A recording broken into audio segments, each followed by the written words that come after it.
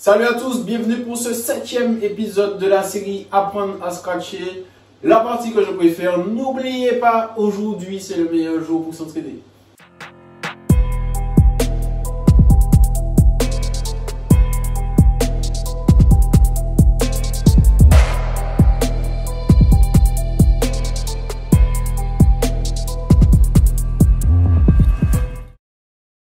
Dans cette vidéo, on va parler du Crab Scratch. Donc pour ce scratch, on va partir de la base du Transform Scratch qu'on a vu précédemment. Donc tout se passe au niveau du crossfader. On va pouvoir en faire soit 2 sons, 3 sons ou 4 sons. On va partir au cross fermé. Donc comme je vous ai dit, c'est la même base que le Transform. Donc ici, on vient appliquer une légère pression avec le pouce. Si on veut faire 2 sons, on va venir tapoter ici avec d'abord le majeur. Donc le majeur, je ne vais pas le montrer tout seul. D'abord le majeur, puis l'index. Donc ça fait ça, je tape d'abord avec le majeur, ensuite l'index. 1, 2. Avec le son, ça donne ça.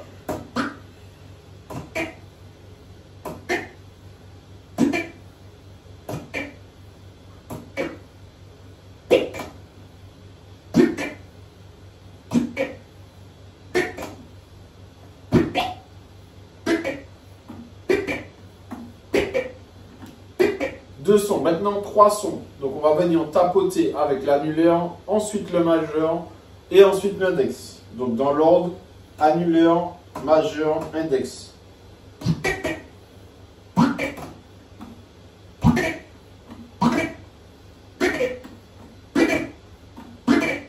Et vous l'aurez compris, 4 sons. On va commencer par l'auriculaire, ensuite l'annulaire, puis le majeur, puis l'index. Donc, on va faire 1, 2, 3, 4 sons.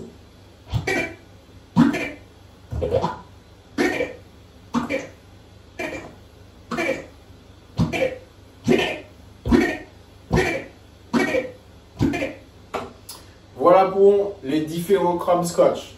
Alors, là où vous devrez faire très attention, c'est non seulement la pression que vous exercez avec le pouce. Ça ne doit pas être une pression trop forte, ni trop légère, puisqu'il faut que le cross puisse quand même revenir, puisse se fermer et s'ouvrir assez facilement en fait.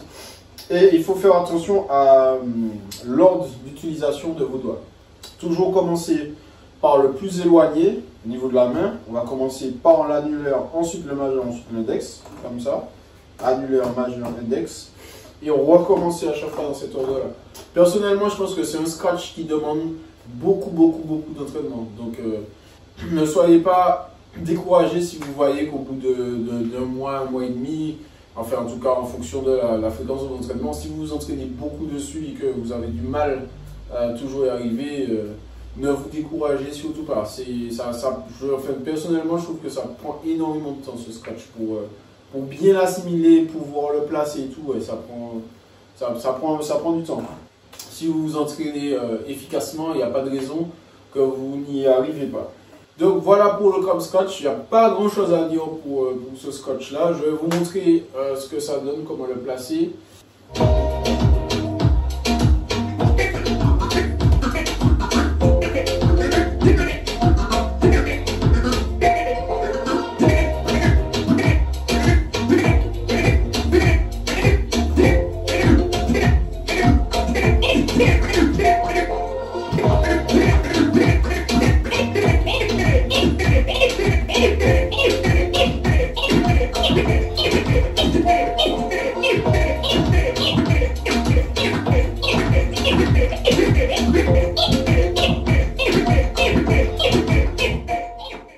Voilà pour le Crab Scratch.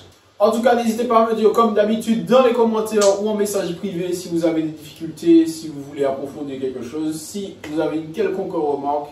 Vous êtes les bienvenus et on se retrouve la semaine prochaine.